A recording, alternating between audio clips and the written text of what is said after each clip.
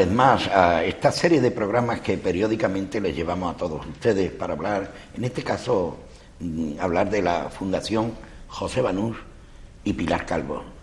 ¿Y quién mejor para desarrollar este programa que don Cándido Fernández Ledo? Buenas noches, don Cándido. Hola, buenas noches. Cuando digo quién mejor, porque la fundación que tiene ya sus años... Don Cándido, ¿cuándo fue creada la fundación? ¿Por qué motivo? ¿Y por qué a doña Pilar, y supongo yo que haría testamento, diría esto, para desarrollar el tema de la cultura, el tema del deporte? ¿Por qué no nos cuenta un poquito cómo se desarrolla? Doña Pilar tenía un gran cariño a Marbella. Ella pensaba en dejar sus bienes para una fundación. En principio pensó en hacerlo en Madrid.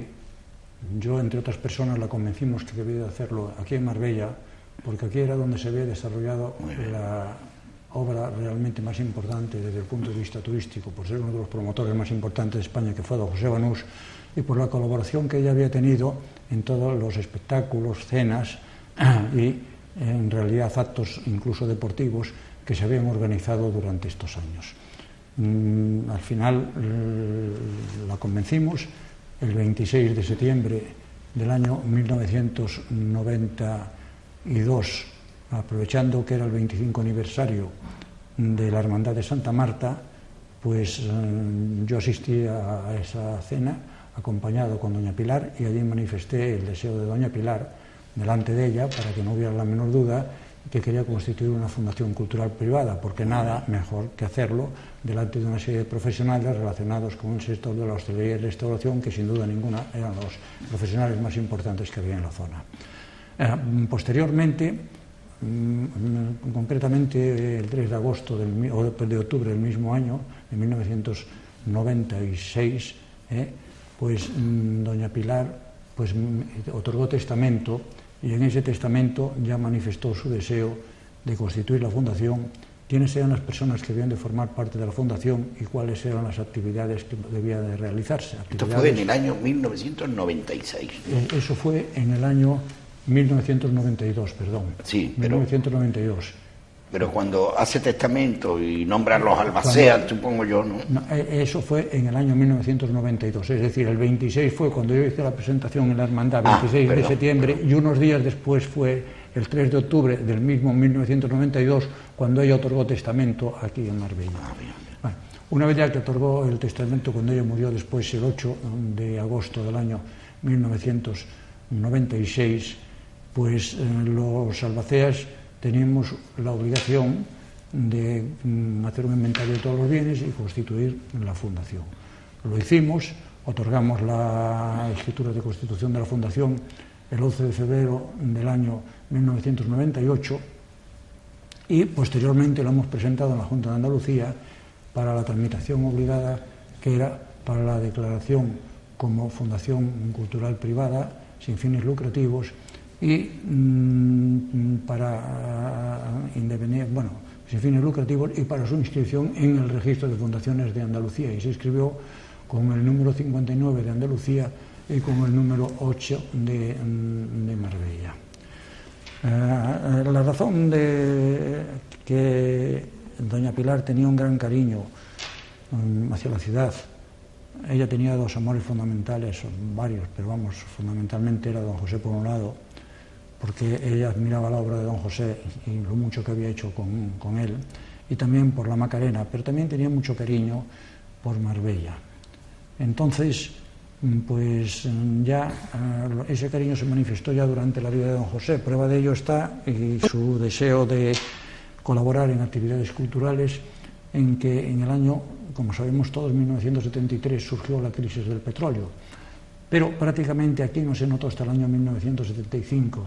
Y eso se debe en gran parte a que en el año 1973 se celebraron aquí espectáculos sumamente importantes, como fue el de la Semana Náutica, o Semana Offshore, como fue la Semana Internacional, como fue la Copa del Mundo de Golf. Y ¿Ya estaba echando a andar el puerto Banús? Sí, el puerto Banús se inauguró en mayo del año 1970 en lo que se refiere a la inauguración oficial. Pero realmente el bautismo del puerto, como digo yo siempre, sí, digamos una inauguración oficial, en el mes de agosto, con la presencia de muchas personalidades, entre ellos los príncipes de Mónaco y el Aga Khan. Eso fue, digamos, algo... Bueno, fue un pistoletazo de salida para venir después, o ya Marbella estaba consolidada. Bueno, Marbella estaba consolidada en parte. Marbella era conocida, tenía ya un gran prestigio a nivel internacional, pero era solamente conocida en determinados sectores, ¿no?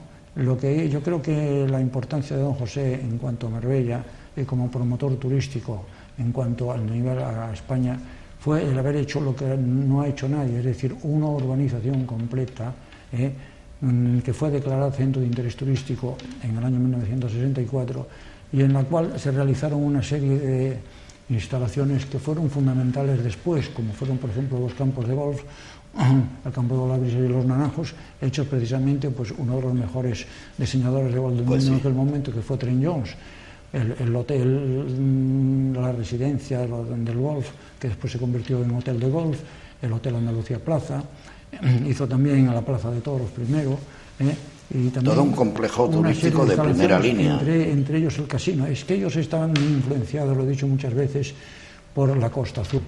Don José Doña Pilar iba mucho a la Costa Azul, sabían que hacía falta para que una zona destacara, que tuviera una parte, un turismo residencial importante, como lo tuvo después Nueva Andalucía y lo tiene en este momento, pero que también era necesaria una serie de instalaciones, como te digo anteriormente, como fue la Plaza de Toros, casino, etcétera, aunque el casino en aquel momento no se podía constituir porque no estaba aprobada la legislación, el juego estaba declarado ilegal. Quiere decir, don Cándido, que cuando se habla de don José Banús, se habla del puerto, pero don José Banús, digamos, acometió una serie de obras de primerísima línea y que dio, digamos, ese arraigo que necesitaba Marbella, porque es como tirar una semilla, regarla bien, prepararla bien y salir, digamos... Bueno, yo te hacía referencia antes al año 1973, que fue la crisis del petróleo, pero claro, tú ten en cuenta que organizar un espectáculo aquí, como fue la Copa del Mundo de golf, con los mejores jugadores del mundo, organizar un espectáculo aquí, como fue la semana Oxford, en la que estuvieron embarcaciones impresionantes, en un tipo de Fórmula 1 en el mar, con una magnífica colaboración por parte de las autoridades. El poder celebrar también la Semana de Ópera, que fue la primera semana de ópera que se celebró, pero además tuvo una categoría impresionante porque se celebró en el año 1973, pero durante esta semana, que creo que fue del 2 al 12 de agosto, pues hubo ópera y ballet, pero esto estuvo organizado todo por el Liceo de Barcelona. Pamies venía al frente y vinieron todo el Liceo de Barcelona, no solamente a organizarlo, sino incluso a actuar aquí, entre ellos Montserrat Caballé. Después, también en el año 1974, ya con la inauguración de la Torre del Duque, pues se celebraron allí dos espectáculos realmente impresionantes. Fue, por un lado, la actuación de la Isaminú durante 3 días y, por otro lado, la actuación de Montserrat Caballé. Claro, todo esto unido a actividades que habían celebrado anteriormente, como fueron, por ejemplo, la inauguración del Hotel del Golf y la inauguración del campo de golf Los Naranjos, en los que aquí venían ministros, en fin, venían personas de mucha categoría. Don Juan estaba en la mayor parte. ¿Cómo se consigue eso, don Cándido? ¿Cómo se consigue el que, por ejemplo, los príncipes de Mónaco, Nassi, la gente, digamos, los personajes a nivel mundial, no a nivel nacional, digamos, más sonados, recalen en Marbella en ese tiempo? ¿Cómo se consigue eso? En Marbella venía mucha gente importante, Marbella ya era muy conocida, pero todo esto se fue consiguiendo poco a poco. Se empezó con el marqués de Iván Rey, que fue realmente el primero, aunque el primero fue Norberto Goizueta, que fue el que trajo al marqués de Iván Rey, y después vino el marqués de Iván Rey, que trajo una serie de amigos, entre ellos trajo a Maximiliano de Hohenlohe, el padre de Alfonso, con Alfonso, su padre familia. de don Alfonso. El padre de él, sí, vino él y su familia después, y también vinieron muchas más personalidades. Entonces, claro, Marbella ya era una ciudad conocida, pero de todas formas, que los príncipes de Mónaco y el Aga Khan se desplazaran aquí para la inauguración del puerto se destacó mucho en todos los medios informativos de Europa. Y por una razón, ellos no habían ido nunca a la inauguración de ningún puerto. Entonces venir aquí, pues vinieron por una circunstancia excepcional. Don José tenía cierta influencia allí, porque iba mucho a Monte Carlo y era una persona muy conocida, y entonces pues consiguió que vinieran aquí para la inauguración. Yo creo que esto fue un éxito fabuloso, pero además es que vinieron también los presidentes o directores del puerto de Monte Carlo, del puerto deportivo del puerto deportivo de Niza y del puerto deportivo de los tres puertos deportivos más importantes que había en ese momento en la Costa Azul. Yo creo que esto, unido a la presencia de personas como el Dr. Barman, que acababa de hacer una operación de corazón y era muy conocido, y muchísimas personalidades relacionadas con la aristocracia, con el mundo de las finanzas, etcétera, esto dio un gran prestigio. Pero todas estas, digamos, actuaciones se asientan en Marbella y le da una categoría a nivel mundial. Sí. Yo creo que, perdona, don Cándido, que todavía seguimos viviendo de aquello. Bueno, no seguimos viviendo de aquello, pero yo siempre digo que ahí se pusieron la base de lo que se fue desarrollando posteriormente. Nueva Andalucía tiene una extensión superficial, cuando la compró don José tenía aproximadamente como la de Monte Carlo, en total, de este terreno, que eran 12 millones de metros cuadrados, 1,5 millones se quedó con el ALOA, y el resto, 10.500.000, se quedó don José Banús para desarrollar la urbanización. Don José Banús, sin embargo, no pensaba, y eso fue una de, a mi juicio, de su éxito más grande, al menos desde el punto de vista del promotor, solo en el presente pensaba en el futuro. Cuando hacía una cosa, si era importante, no pensaba lo que le costaba, sino pensaba lo que podíamos conseguir y a la promoción que se podía hacer con relación a lo que estaba haciendo. Pasó cuando construyó, por ejemplo, la Plaza de Toros, cuando, por ejemplo, con el cordobés montó el tiro de pichón, porque todavía no había aquí no había el juego, que se autorizó después. Entonces, claro, todas estas cosas, pues en aquel momento tenían una gran repercusión.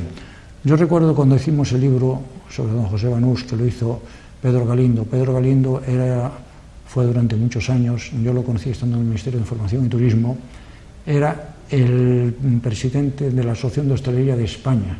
O sea, conocía perfectamente el sector turístico y conocía muy bien a todos los promotores. Y decía él que le había llamado la atención que, así como de otros promotores se le había dado mucha importancia a don José Banús, que había sido el promotor más importante seguramente que había tenido España, que había sido capaz de desarrollar íntegramente una urbanización, no solamente desde el punto de vista de residencial para vender las casas y conseguir dinero, sino desde el punto de vista de instalaciones. Y esto fue por lo que él quiso hacer el libro, hizo este libro. Yo creo que el libro fue oportuno porque hacía referencia a un tema, y es que lo que hacen las personas se olvida. Uno, cuando pasan los años, pues es lógico hasta cierto punto. ¿Por qué? Pues porque a todos los que vienen les interesa decir lo que están haciendo y no hacen referencia prácticamente a lo que han hecho otras personas. Y esto yo creo que es una de las ideas fundamentales que ha dado lugar al libro ese que tienes ahí en la mano. Ahora hablaremos de él. Sí, que luego hablaremos de él, que es la historia de la Costa del Sol. ¿Por qué? Porque aquí se trata de demostrar de una manera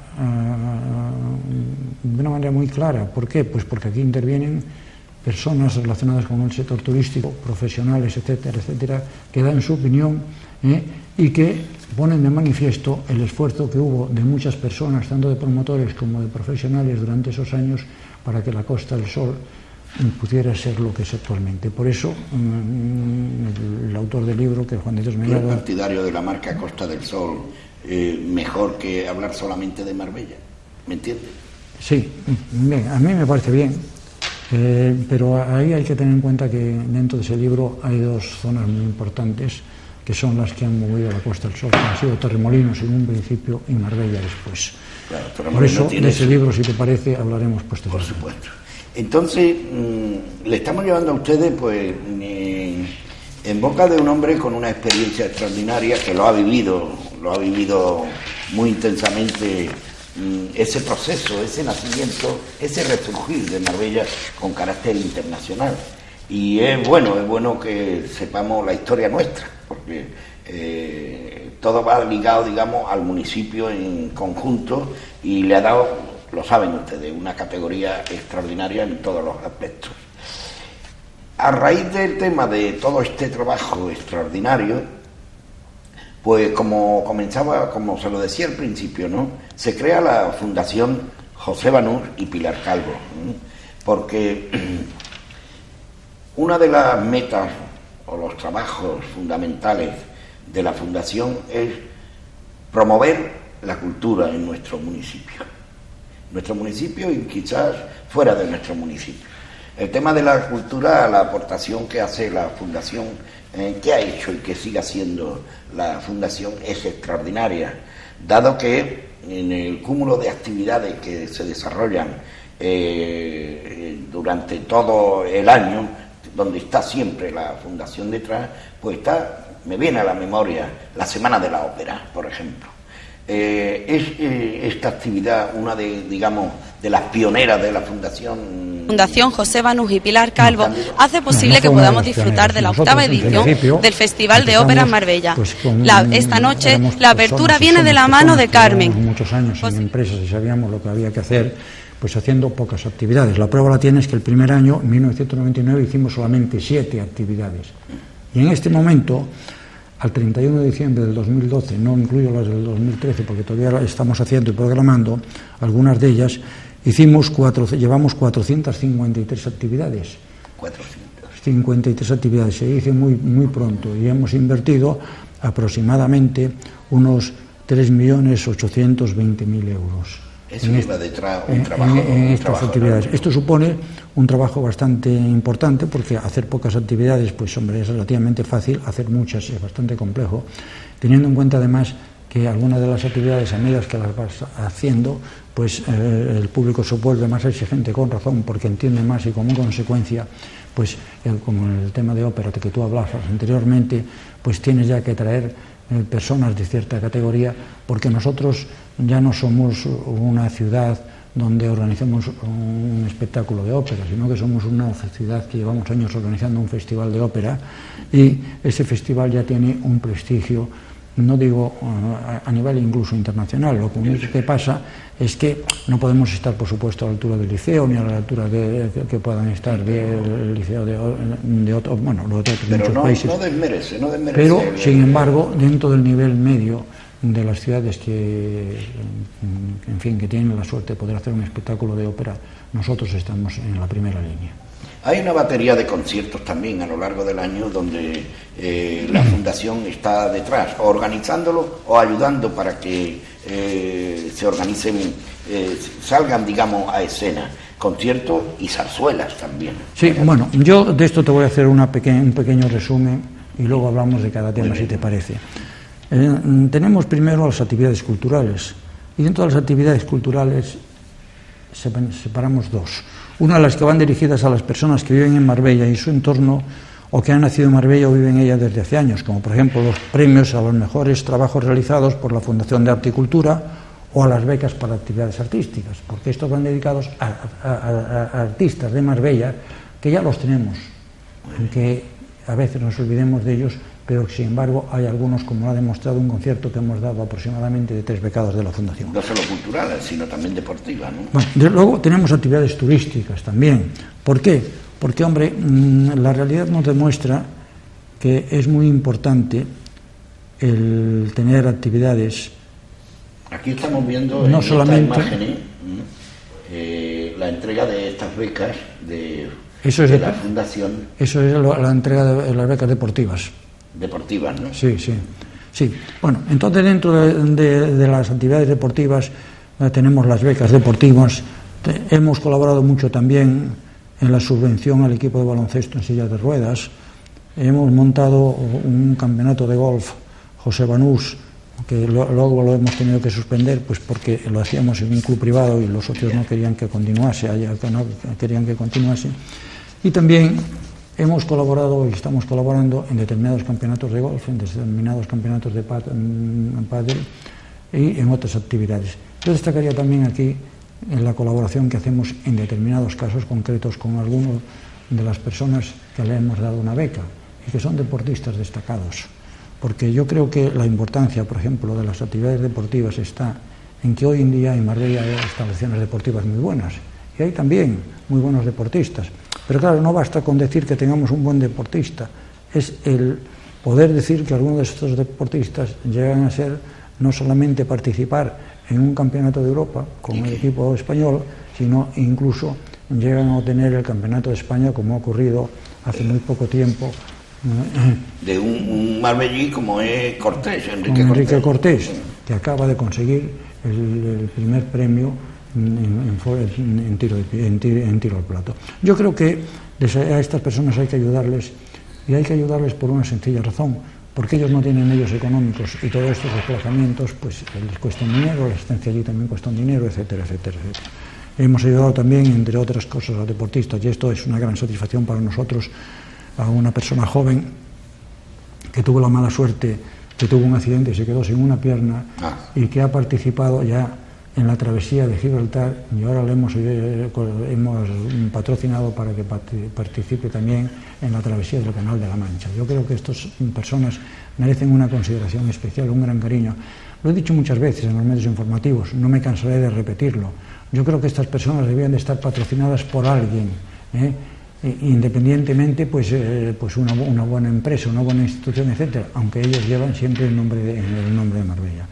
Yo creo que esto era importante porque independientemente de los grandes eventos que podemos hacer o que debíamos de hacer, como fueron campeonatos de tenis que se han celebrado, como fueron campeonatos de golf, etcétera, yo creo que a estas personas hay que dedicarles también una atención especial.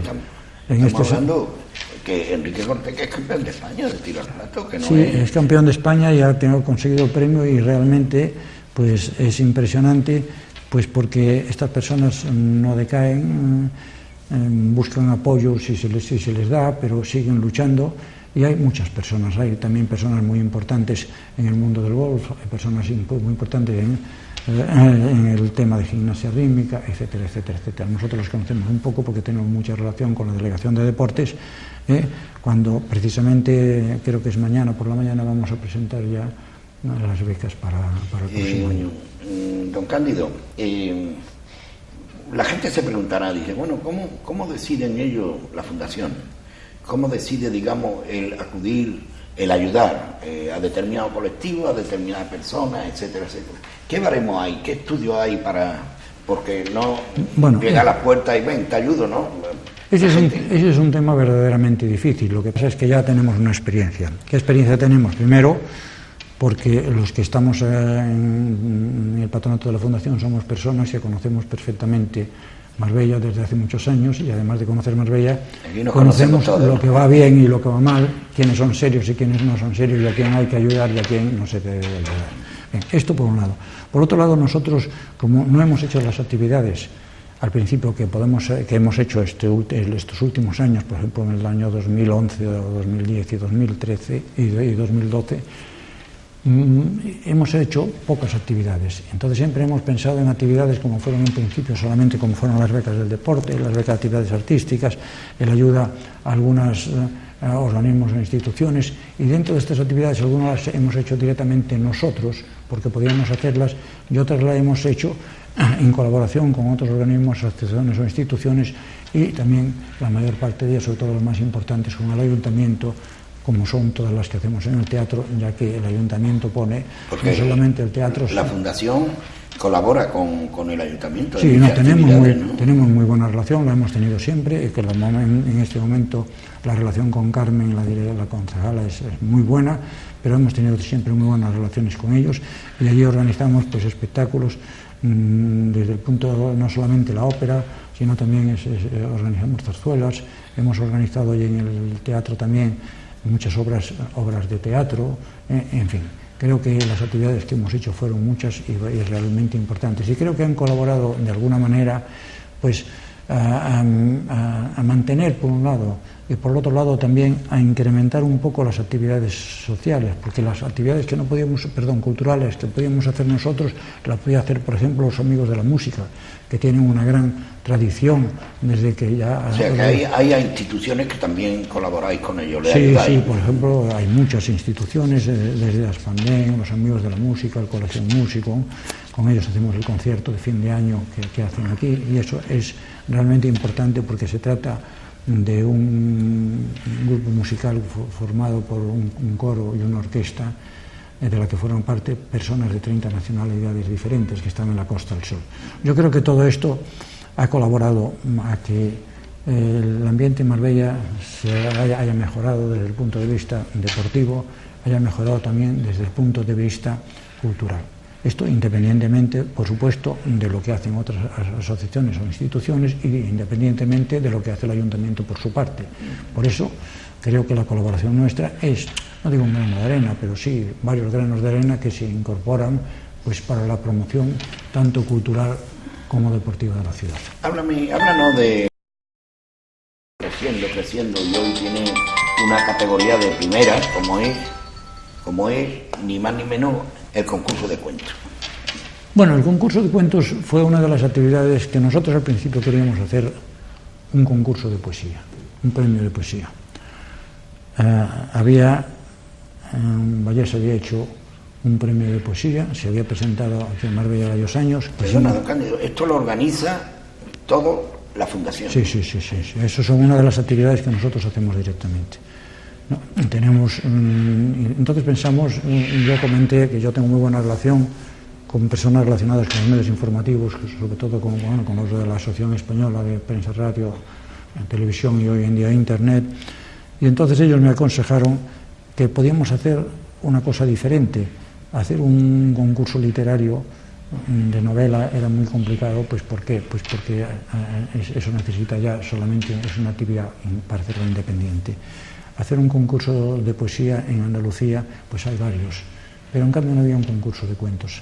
Entonces pensamos en hacerlo, y pensamos en hacerlo basado en dos temas fundamentales, que también nos asesoraron ellos, que no fuese un concurso de cuentos solo de cuentos, sino que fuese un concurso de cuentos y relatos, porque el concepto del cuento ha cambiado en los últimos años, es decir, antes estábamos acostumbrados a los cuentos infantiles, pero ahora surgen una serie de cuentos que no llegan a tener la categoría de la novela corta, pero sin embargo son narraciones que recogen vivencias, recogen experiencias personales, en fin, son muy variadas. Sí, meter en ese mundo de todas las maneras a los adultos, vamos. Sí, pero ya al principio, que esto fue una actividad, digamos, que parecía que iba a tener poca importancia, sin embargo ha ido adquiriendo importancia a medida que fue pasando el tiempo. Nosotros empezamos en el año 2000, fue una de las primeras actividades que tuvimos en el concurso de cuentos. Sí, al principio teníamos un primer premio solo, que eran de 3.000 euros, después lo ampliamos haciendo un segundo premio de 1.500, y en el año 2006 hicimos un tercer premio, que era el premio de cuentos infantiles. ¿Por qué?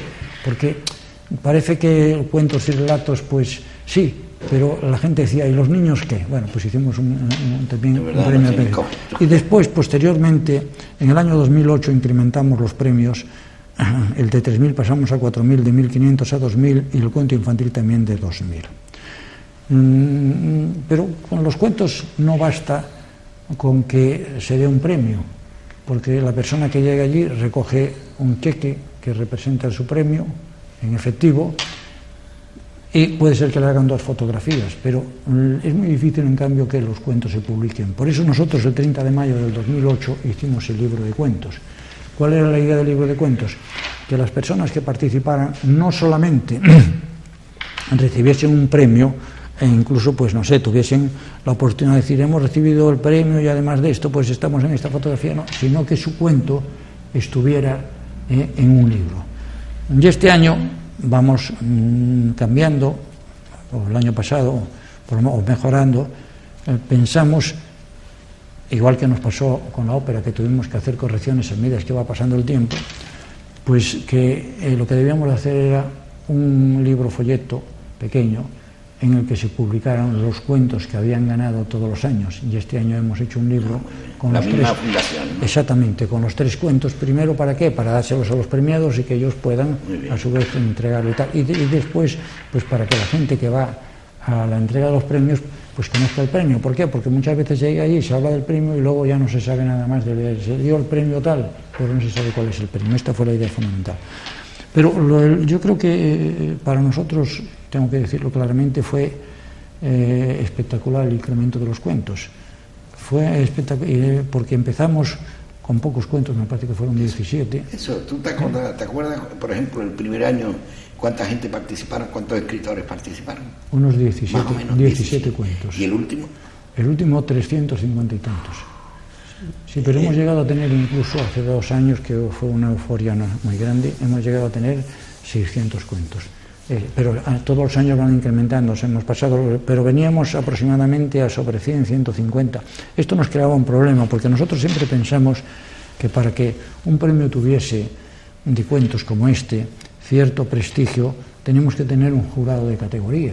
Por eso hemos metido a gente muy conocida, como era Gonzalo de Ledesma, que es Premio Planeta, como es José María Carrascal, como fue Mario Bru, que fue presentador de radio y televisión, como era jurado de categoría. En fin, eran gente que eran conocidos fuera, conocían perfectamente y podían verlo a través de internet cuál era la trayectoria de estas personas y sabían que estaban relacionadas precisamente con los cuentos, lo cual le daba una objetividad no es lo mismo que fuéramos nosotros los que diéramos los premios, porque dirían, bueno, esto se lo dan a quien quiera. No, nosotros nos da lo mismo a quien se lo dé, nosotros no podemos. Y además que dice mucho que... Yo creo que esto es importante. Editoriales de periódicos de tirada nacional... Es más, todas las actividades que nosotros... recurren a editoriales y hablan del concurso de cuentos. Sí, mira, es que de todas las actividades que nosotros tenemos, y son bastantes ya, pues, y además algunas de ellas muy importantes, como te citaré alguna después,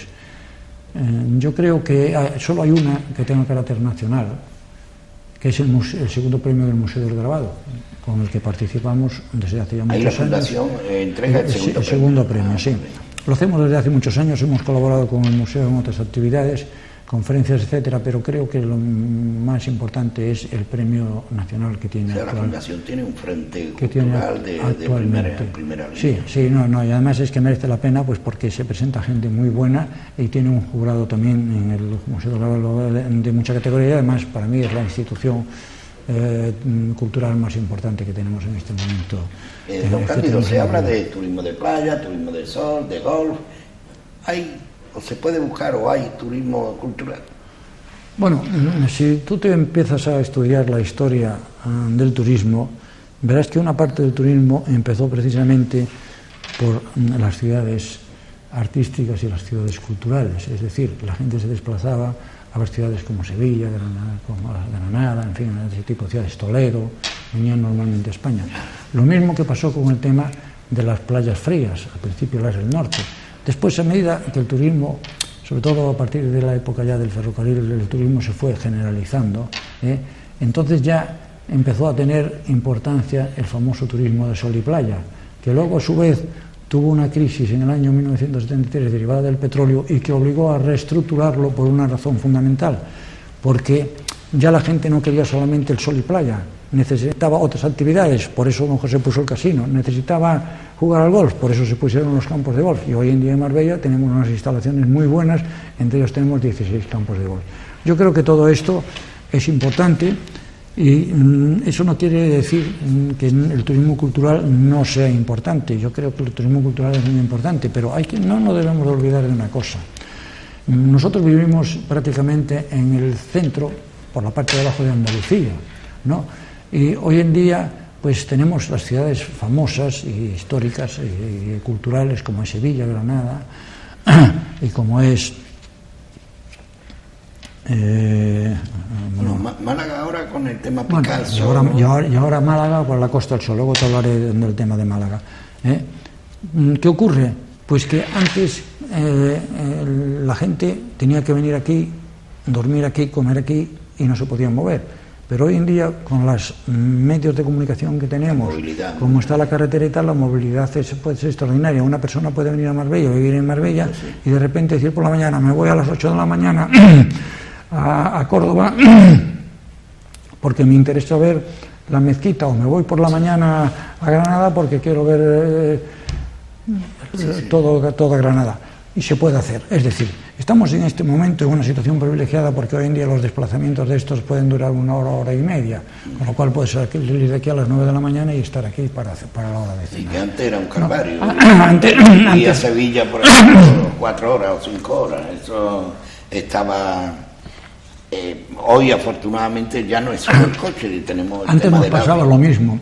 Ahora tenemos también la ventaja de lo que tú decías antes, de que en Málaga ya tenemos un buen museo, el Museo de Picasso, y tenemos también lo de la Thyssen, que es muy importante. Y yo creo que poco a poco, pues ya las actividades culturales, con otra serie de cosas que se están haciendo, yo creo que se van cubriendo bastante. Yo creo que hay pocas zonas turísticas que tengan tantas. Habrá zonas turísticas como el Monte Carlo que tienen pocas pero muy buenas, como las tuvimos pocas como muy buenas nosotros en el año 73, pero no teníamos tantas. Pero hoy en día hay actividades culturales para las personas que viven en Marbella y para las personas que viven generalmente en la Costa del Sol, porque si hay un buen espectáculo, porque yo no voy a ir a Málaga cuando iba y había solamente aquella carretera que tenía tela para poder llegar allí.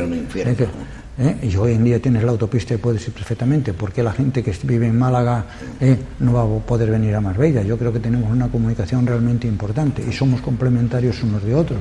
Yo creo que eso es importante. Por lo tanto, yo siempre insisto en que hay que hacer una buena promoción para que todas las actividades importantes sean conocidas en la Costa del Sol. No nos olvidemos que solo en Marbella tenemos cerca de 40.000 residentes extranjeros. ¿Cuántos hay en toda la Costa del Sol? Que están acostumbrados a ver un buen espectáculo de ópera, que están acostumbrados al teatro, que están acostumbrados a ir a determinado tipo de actividades.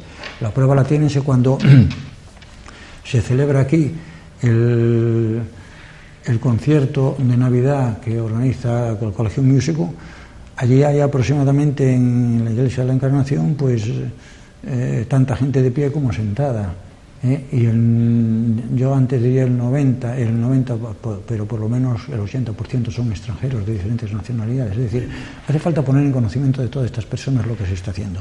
El momento no es fácil, y hay que tener un poco de paciencia, pero yo creo que en este momento pues ya Marbella tiene actividades deportivas y actividades culturales, y yo creo que esto debe de darse a conocer, porque creo que es muy importante para la persona que venga aquí, porque ya una persona no viene solamente por el sol y la playa. Le gusta decir, bueno, yo estoy en la playa por la mañana, pero por la tarde voy al teatro, o por la tarde puedo hacer esto, puedo ir a otro sitio, puedo jugar al golf, puedo hacerlo de otra forma.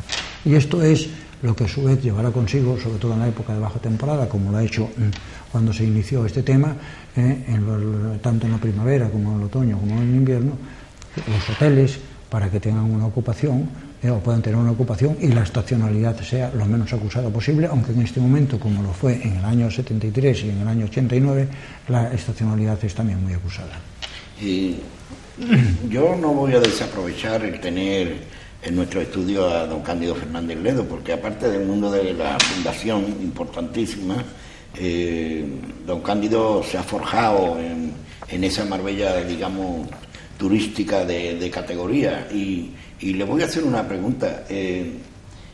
Marbella, en tu opinión, don Cándido, ¿qué le falta ahora a Marbella, en tu opinión? Bueno, primero, no nos olvidemos de una cosa. Estamos en una situación de crisis, no es una crisis nacional, es una crisis mundial, que está afectando a todos los sectores. Muchos de ellos tardarán en recuperarse, Y tenemos la suerte de tener turismo, pero que es lo que está... pienso que el turismo será lo primero que se va a recuperar y va a llevar como consecuencia la creación de muchos puestos de trabajo que en este momento se han perdido en toda la zona. ¿Qué hay que hacer? Bueno, el turismo es un ser vivo. Antes te hablaba de que en una época la gente iba a las grandes ciudades artísticas, después fueron a las playas frías, luego se desplazaron hacia las zonas más calientes con motivo del turismo de sol y playa, etcétera. Pero lo mismo está pasando actualmente con el turismo. Yo hablo del turismo en general, porque creo que en Marbella tenemos dos turismos que son muy importantes, que es el turismo vacacional y el turismo residencial. El turismo vacacional... ¿Dónde es más fuerte Marbella?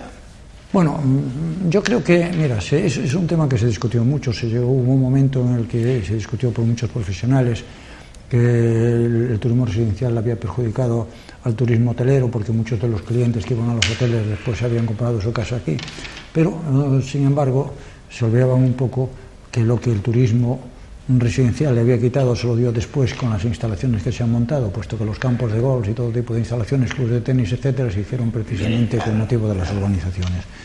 Pero el turismo residencial en este momento pues está también bastante mal, yo diría que muy mal, como consecuencia de una época en la que se vio muy alegre, se construyó demasiado, sin mirar, por parte de los bancos también se dio más dinero del que debía de darse para que se pudiese devolver en un momento determinado, y porque siempre hay que pensar que puede venir una crisis o pasar eso. Pero de todas las crisis yo siempre he dicho que se sale. Hemos pasado de la del año 73, que fue muy larga, hemos pasado del año 1989, que fue muy dura también, y pasaremos esta. Pero yo creo que en ningún momento, ni en el año 70, después de pasar la crisis del 73 ni la del 89, Marbella estaba en las circunstancias que está en este momento. ¿Qué quiere esto decir? Que yo creo que Marbella, desde el punto de vista turístico, está en la primera línea para poder dar el paso al frente. Y lo está porque tiene una planta hotelera muy buena, tiene una restauración a nivel nacional e internacional muy buena, tiene establecimientos de salud muy buenos, tiene hoy en día clínicas suficientes para atender a todos los clientes. ¿Eso trae turismo también? Mucha gente, claro, hay personas mayores que vienen, por ejemplo, a Marbella, pero dicen, oye, si me da un infarto, me pasa cualquier cosa, pues me pueden llevar a una clínica y como consecuencia, o personas que se quieren arreglar la cara y dicen, oiga, pues me la pueden arreglar y pueden hacer esto. Todo eso es muy importante dentro del mundo turístico. No es el complejo, pero es que el mundo del turismo se está está constituido por partes. Tenemos también algo que es, por ejemplo, que se habla muy poco, que tenemos unas instalaciones comerciales. Tenemos el Puerto Banús, todo el complejo del Puerto Banús, tenemos todo el complejo de la Cañada, que es muy importante, tenemos el Corte Inglés, tenemos todo el centro de Marbella, que es una verdadera maravilla. Yo recuerdo cuando yo llegué aquí en Marbella en el año 72, cuando queríamos comprar algo, pues nos íbamos de vez en cuando a Londres o por ahí a algún sitio para comprar una chaqueta o algo que fuese realmente, porque aquí no teníamos. Hoy en día no solamente es que nosotros compremos aquí, es que los extranjeros vienen a comprar aquí, lo cual es sumamente importante. Y hay otro factor importante para el turismo interior, que es los desplazamientos son mucho más fáciles. Tenemos el AVE, que se ha bajado ahora el precio del AVE. Tenemos además que la carretera de aquí a Madrid ha mejorado una barbaridad. Y tenemos algo que es muy importante y que teníamos que explotar de otra forma. En su día intentamos, pero no era posible por la razón que te explicaré, que es que el AVE hoy es tan importante que la gente que de Barcelona puede venir en 5 horas aquí. Y antes, en una época que, estando yo en iniciativas turísticas que hicimos hacer una promoción, no era posible porque tenían que dormir en el tren para ir y para volver. Entonces, los puentes cortos no podían venir porque se pasaban 2 días en el tren y en los hoteles no, solamente estaban un día y como consecuencia los campos de golf no podían darles 3 días para jugar. ¿Crees que el AVE llegará algún día a Marbella? Bueno, yo creo que hay que establecer algún medio de comunicación o alguna fórmula. Ya creo que hay autobuses para que la gente pueda ir de aquí a Marbella, porque claro, es muy importante y la gente cada vez se desplaza más. Y yo creo que incluso muchos, yo que lo he hecho muchas veces, que he ido a Madrid en coche, pues siempre que puedo voy en el AVE. ¿Por qué? Pues porque ya no solamente es que pase el tiempo, sino porque el AVE vas leyendo papeles, ¿no? Te da tiempo para todo, ¿no? Y yo creo que es importante. Después, por otra parte, tenemos un aeropuerto que es una verdadera maravilla. Cuidado, que es uno de los mejores aeropuertos en este momento de casi de Europa, bueno, entonces, hoy en día los billetes de avión están bajando y además en épocas de temporada hay unos billetes muy baratos, con lo cual hay que hacer desplazamiento. Hay otro tema que también nos va a ayudar mucho, yo espero, que es el tema de los cruceros. Hay que ver los cruceros que llegan a Málaga Esos cruceros tan grandes a nosotros no nos vendría bien, pero nos hacía falta tener un puerto con cruceros de 500 personas, 1000, con muchos. ¿Tendremos esa ampliación? No lo sé, yo eso lo vi hecho en su día, no lo veo difícil, pero creo que habría personas interesadas, pero creo que sería muy importante, pues porque Marbella lo necesita. ¿Y por qué no en Puerto Banús la ampliación? Bueno, yo este tema lo conozco, estando yo en el puerto de director gerente, pues quisimos hacer una ampliación del puerto para poder meter allí, porque teníamos un problema, el problema era de calado, los barcos grandes no podían entrar, y habría que hacer una reforma del puerto. Creo que el puerto tiene solicitado una ampliación del puerto. Yo, sin embargo, creo que, y esto no que es perjudicar a nadie ni meterme en lo que no debo meter, es una opinión personal y quiero que quede aquí, que el puerto de Banús tiene un atractivo ya suficiente, como puerto de atracada de los barcos, como puerto deportivo, y con un puerto que está rodeado no solamente de una serie de comercios e instalaciones que tienen mucha categoría y un gran prestigio a nivel internacional, y por lo tanto, si tuviéramos el otro puerto que a su vez nos completara lo de los turismos, muchas de la gente que venían allí vendrían a cenar al puerto de Banús y se moverían de otra forma, y son personas con poder adquisitivo importante. No lo sé, yo cómo está ese tema, el tema ahora, las opiniones... Desgraciadamente no está muy bien todavía, desgraciadamente, y las explicaciones no son claras por parte de todos, ¿no? Pero esperemos que se solucione eso, quizás en una mesa en donde lleguen a sentarse los que se tienen que sentar. Bueno, a lo mejor no es el momento todavía más oportuno, pero yo creo que eso se resolverá. Historia de la Costa del Sol. Para sacar este libro, que aquí está también la Fundación, ¿no? Aportando la ayuda, ¿no? Sí. Ni más ni menos que un periodista de categoría como Juan de Dios Mellado. Y ha intervenido también marvelleros como José Manuel Bermudo, Roberto Delgado, Sergio Mellado y también Miguel Nieto, ¿no? Y Rafael de la Fuente. Rafael de la Fuente y Miguel Nieto. Que es gente que tiene mucho que decir de la costa, ¿no? Porque se habla de la costa en general, ¿no? Bueno, la idea del libro surgió de la siguiente manera.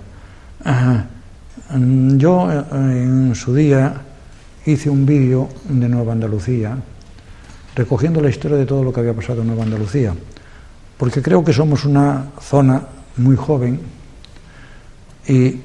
pero el tiempo lo borra todo. Entonces es necesario que de alguna manera se pudiese hacer lo mismo que pasó con el vídeo de Nueva Andalucía, un libro, y eso tengo que reconocer que la idea no fue mía, que fue de Juan de Dios Mellado, de la Costa del Sol, porque ahí se podían recoger muchas vivencias personales de profesionales de Torremolinos, de Málaga, de Nerja, de Benalmádena, etcétera, y de Marbella, que habían vivido esa zona o esa época y que como consecuencia podían dar de alguna forma fe de lo que escribían. Es decir, no se trataba de escribir, sino que son vivencias personales y personas que tienen categoría y prestigio. Por eso Juan de Dios lo coordinó de una manera, yo coordiné un poco lo referente a Marbella, les ayudamos nosotros a través de la Fundación y colaboramos con ellos, pero también colaboré personalmente porque yo viví mucho la zona aquella, porque en una época me tocó ir mucho a Málaga cuando estaba en AECOS o cuando estuve en la Cámara de Comercio o cuando estuve en el Patronato de Turismo.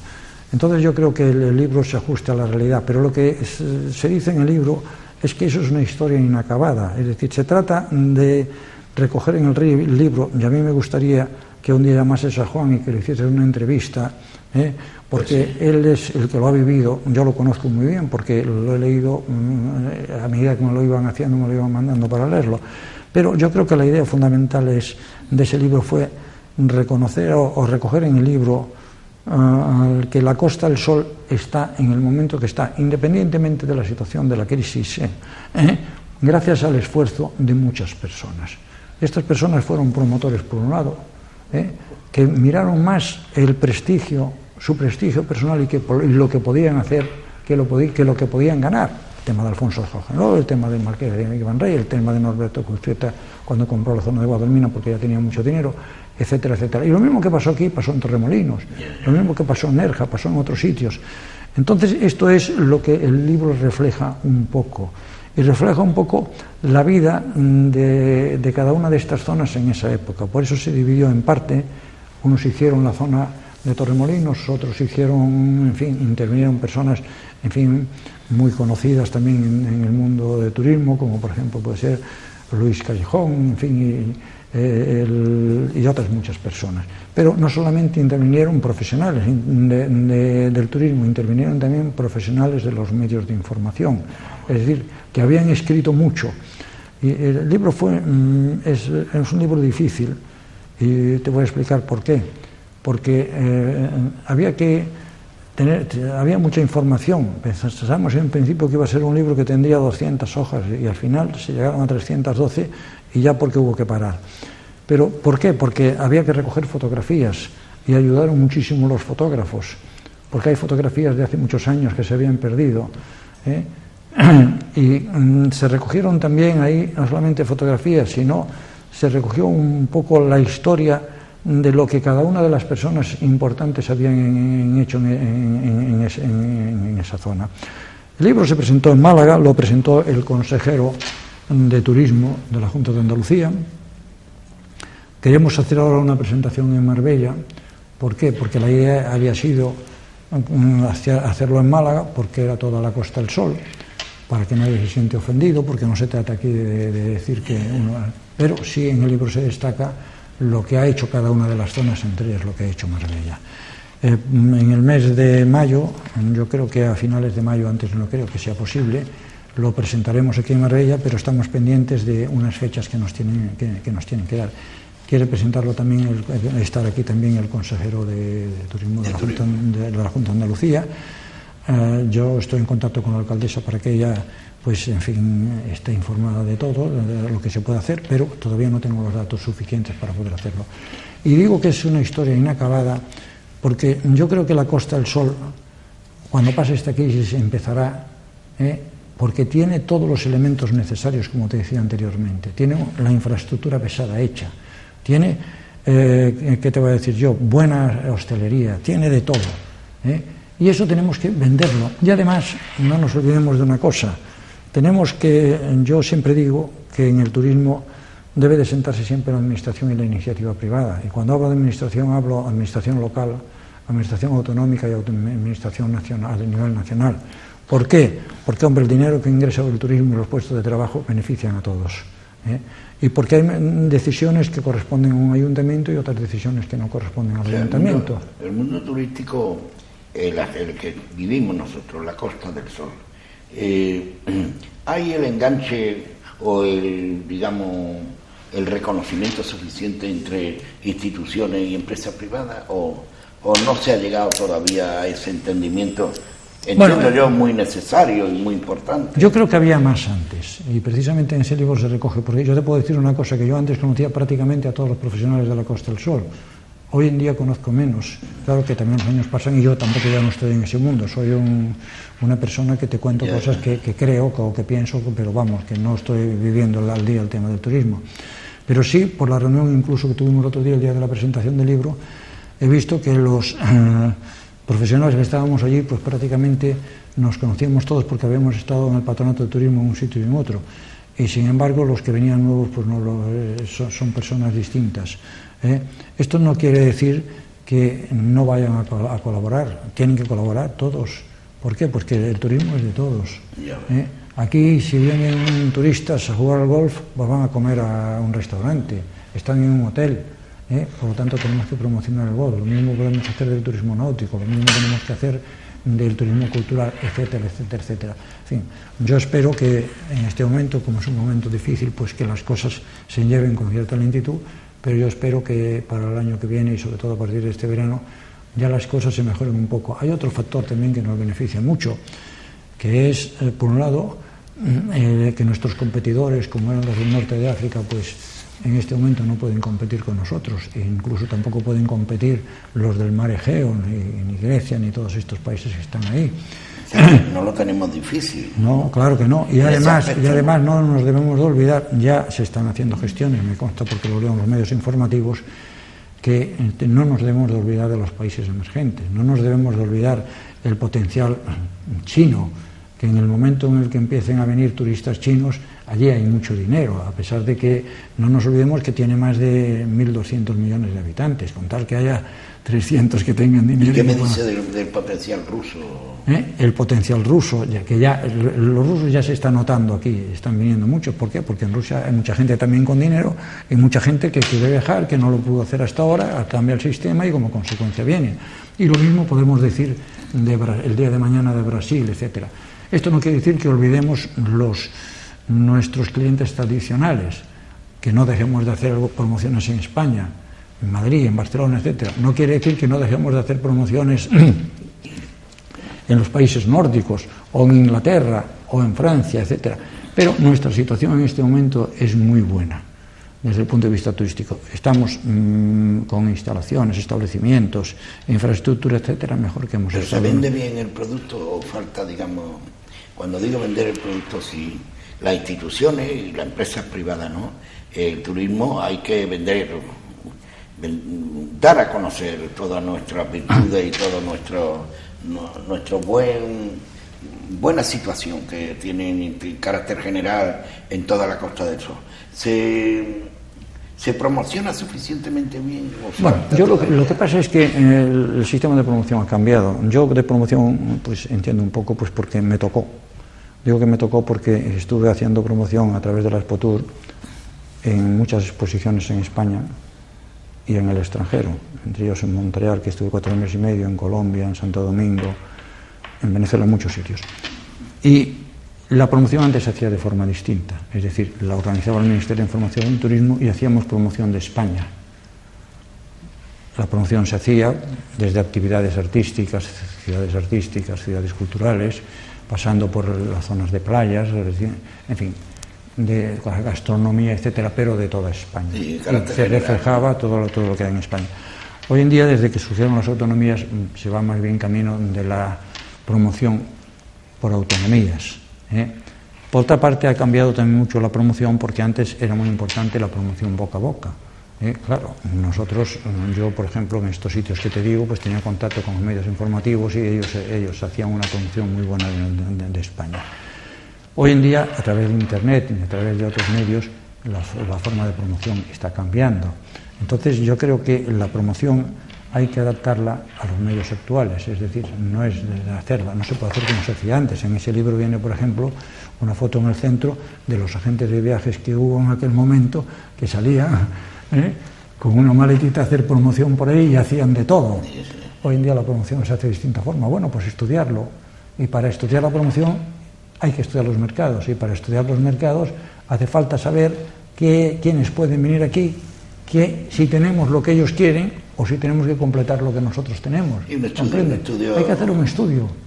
Lo que no podemos es ya andarnos con tonterías. Y merece la pena hacerlo en este momento, porque hay personas que pueden hacerlo, porque tenemos experiencia y porque los que leen ese libro aprenderán mucho de lo que lucharon los que estuvieron anteriormente.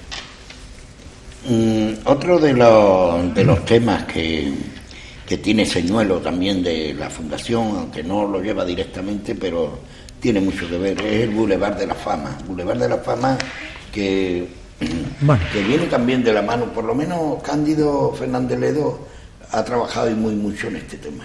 Bueno, yo tenía y tengo un cariño especial al Boulevard de la Fama, pero solo por una razón. Cuando estuve en el Centro de Iniciativas Turísticas, montamos con API, Asociación Española de Profesionales de Prensa, Radio y Televisión, 3 actividades. Fue un éxito. El Premio Medios de Comunicación, las asambleas que se iban a celebrar aquí y el Boulevard de la Fama. Y el Boulevard de la Fama no era otra cosa que reconocer de alguna forma, porque Marbella siempre fue no solamente una ciudad hospitalaria, sino también una ciudad reconocida, lo que habían hecho muchas personas por Marbella. Hay personas muy variadas, hay personas de la aristocracia, hay deportistas, hay promotores, hay escritores, etcétera, etcétera, etcétera. Y la idea entonces de este libro fue un poco el recoger ¿por qué estas personas están en el libro? ¿Por qué esas personas estuvieron en Marbella? ¿Por qué esas personas promocionaron en Marbella? De una manera o de otra, comprando una casa, como puede ser la Duquesa de Alba o Thyssen, o bien, ¿qué te voy a decir yo? Pues haciendo promoción, viniendo aquí, como por ejemplo Luis del Olmo, o muchísimas personas como Carrascal, etcétera. Entonces la idea era recogerlo, y ese libro fue muy difícil también, no tanto como este, pero fue muy difícil porque, claro, cuando empezamos a hacer el libro, yo lo hice con Juan de Dios Mellado, teníamos datos, y fuimos, lo que hace todo el mundo, pues a recoger la historia de cada uno de ellos en el currículum en internet, pero luego tuvimos que recoger lo que ellos habían dicho cuando los nombraron, dónde habían estado en Marbella, el tiempo que venían a Marbella, cómo vivían en Marbella y tal. Es decir, que son personas muy vinculadas a Marbella. Sí. No se le dio a una persona, pues porque no, estaba ahí. Entonces surgió la idea, como surgió, por ejemplo, cuando nosotros hicimos el libro de los pregones, que si tú no los recoges en un momento determinado, desaparecen. Entonces, la forma, en aquel momento, nosotros podíamos hacerlo, nos lo propusieron, lo hicimos, y yo creo que recoge una parte de la historia de Marbella, una parte. La historia de Marbella es muy larga y muy historia. Y te digo también el tema de los pregones, porque cuando vino Antonio Belón a hablar conmigo, para ver si podíamos publicar con nuestra colaboración un libro sobre los pregones, pues a mí la idea me pareció buena. Porque claro, independientemente de las personas que de una manera u otra fueron pregoneros aquí en Marbella, o en esto, cuando hablo de Marbella siempre me refiero también a San Pedro, a Nueva Andalucía, pues hay personas muy importantes que han sido pregoneros aquí, Fernando Ónega, Luis del Olmo, etcétera, etcétera, etcétera. Entonces costó mucho trabajo recopilar los pregones, porque eran de 30 años anteriores, y sí pudieron hacer 3 libros. En fin, yo creo que todo esto es una parte de la historia de Marbella, que creo que debemos de conservarla. Pues ¿por qué? Pues porque la Semana Santa, si nos fijamos, cada vez tiene más importancia. Y tiene más importancia gracias al trabajo que están haciendo en gran parte las cofradías, y en gran parte también por la calidad y la categoría de los pregoneros. Yo creo que esto forma parte de nuestra historia y yo creo que debemos de tenerla. Y si no lo hubiéramos hecho en su momento determinado, no se hubiera hecho. O sea, el Boulevard de la Fama es, como bien dicen, ¿no?, un reconocimiento a esas personas que tienen algo que ver con Marbella. Sí, en el propio libro se ve. No hay nadie que esté en el Boulevard que no haya hecho algo por Marbella. O que no haya vivido en Marbella. ¿Comprendes? Pues claro, en un momento determinado el vivir en Marbella era importante pues para Marbella. Y para ir terminando, fuiste presidente de AECOS, ¿no? Sí, un año, ¿no? Yo fui presidente de AECOS, estaba en el Patronato del Turismo, pues de aquella estaba de consejero del Hotel Andalucía Plaza, y yo tengo que decirlo aquí, lo digo claramente, nunca he pretendido ningún cargo, pero me propusieron y no tuve más remedio que aceptarlo. Estuve 1 año y 2 meses, me parece que fue aproximadamente, fue una época muy difícil. AECOS se había constituido en el año 1977 y era un momento de crisis, estaba todo mal, veníamos con la crisis del año 73, y había una falta total de coordinación entre la administración y la iniciativa privada, de coordinación entre los propios hoteles, etcétera. Entonces un grupo de personas en Málaga se constituyó AECOS para establecer una coordinación. AECOS empezó funcionando, pero al poco tiempo de funcionar, en el mes de mayo del año 79, hubo la famosa huelga de hostelería de la Costa del Sol. Entonces, claro, eso lo complicó todo. Una huelga dura, aquella. Dímelo a mí, y te voy a decir por qué. Me tocó no la huelga, sino me tocó resolver el problema, colaborar en resolver el problema de la huelga. Y digo que colaborar porque nosotros tuvimos reuniones con los de comisiones obreras y estuvimos 2 días negociando el convenio, y nuestra postura fue muy clara. Dijeron, mirad, esto es lo que tenemos, esto es lo que podemos dar. Si seguimos tirando de la cuerda de unos por un lado y otro por otro, nos vamos todos a hacer gárgaras. Tenemos que ponernos de acuerdo. Y después de 2 horas de reuniones con ellos, nos pusimos de acuerdo. Y aquello, ¿por qué? Necesitábamos además aprobar el convenio, porque si no aprobábamos el convenio no se podía negociar con los turoperadores, porque no sabíamos los precios que podíamos cobrar, tampoco podíamos cobrar mucho porque la gente no venía, ¿comprendes? Y si además de eso no solamente era para el tema del convenio, sino que era necesario, o de los turoperadores, sino también porque había que organizar ya cosas para el año siguiente, y pensar un poco, porque había que cambiar a ECOS, había que reestructurarlo, se reestructuró, en fin, hubo que hacer muchas cosas. Yo creo que ECOS fue una de las asociaciones más importantes que hubo en su momento. Sigue funcionando, como es natural, ¿no? Funciona muy bien.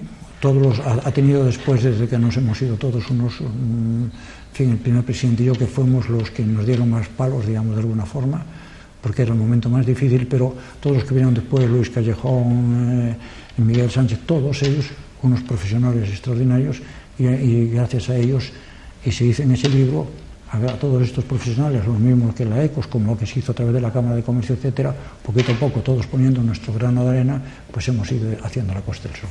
Y, por último, ¿cuáles son los planes de la Fundación? Que ya de por sí 400 y pico actividades ya da de sí muchísimo, ¿no? Pero, no obstante, sé porque la Fundación es un ente vivo, un ente que está ahí, pero ¿hay planes por medio? Bueno, de momento los planes que tenemos son hacer las actividades que tenemos que hacer este año, pero hay que tener en cuenta una cosa: nosotros no podemos seguir al ritmo que teníamos por muchas razones, independientemente de los temas donde no tenemos organización empresarial para poder hacerlo, pero independientemente de eso tampoco por los medios económicos, y lo digo por dos razones. Una, porque hoy en día la situación económica no está bien, los intereses que pagan los bancos son menos. A veces tienes inversiones que has hecho que no te pagan, o que tienes problemas. Entonces, yo creo que este año estamos en una especie de compás de espera. Vamos a esperar, pero a pesar de todo haremos bastantes actividades y estaremos pensando un poco en el futuro. Pero hay un tema que es el siguiente. Hombre, yo espero que sean ya muchos las instituciones, los organismos que puedan realizar actividades a partir de dentro de un año. ¿Por qué? Pues porque la Fundación está haciendo, yo diría que más de lo que puede, ¿no? Y claro, porque son muchas las necesidades, es decir, las necesidades las tiene Spandén, las necesidades las tiene todo el mundo. Entonces, claro, todo el mundo viene a pedir alguna ayuda. Ahora mismo estamos hablando nosotros con Ciliniana para ayudarles en algo que van a hacer, una serie de conferencias sobre el patrimonio histórico de Marbella y de todo este tema y tal. Yo creo que todas estas asociaciones desempeñan un papel importante, pero claro, carecen de recursos económicos. Había que buscar algún sistema, y espero que cuando esto se arregle un poco económicamente, pues que haya otros medios para que unos les ayudemos a unos y otros a otros, porque si no, no podemos hacerlo. Porque parece que tú preguntabas antes, ¿por qué lo hacéis a unos y a otros no? No, un momento, no. Nosotros normalmente todos los años tenemos ya una serie de actividades comprometidas, y sabemos lo que nos cuesta. Y luego hacemos un capítulo especial que ponemos otras promociones. ¿Por qué? Porque esas otras promociones, teniendo en cuenta lo que prevemos que vamos a ingresar, pues están destinadas a cosas que surgen.